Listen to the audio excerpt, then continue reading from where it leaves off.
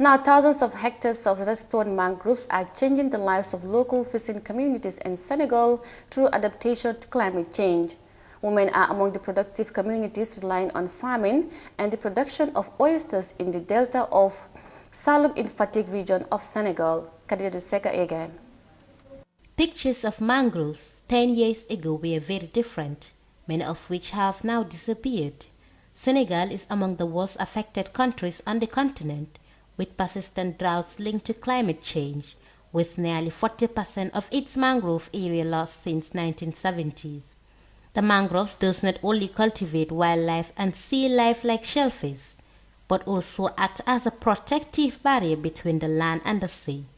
A rich ecosystem provides habitat for sea life and for thousands of fishing communities while serving homes and livelihoods of people depending on it.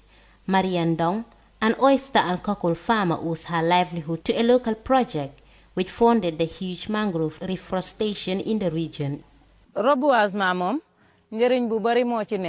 Reforestation is very important. If the sea today has not taken our village, this is thanks to reforestation. If nothing had been done, the sea would have destroyed the village. When you restore, you see the mud in the mangrove. The mud reduces the forces of the sea. The sea can no longer attack the village. This week, a landmark report by the Intergovernmental Panel on Climate Change said humanity's impact on the climate is a statement of fact.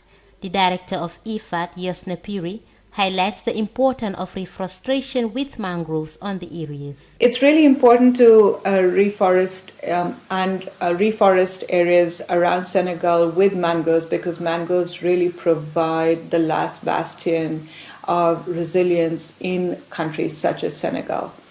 Deforestation, road construction, and other areas have led to the denudation of these kind of forested areas that have essentially meant that incomes have been lost by vulnerable communities.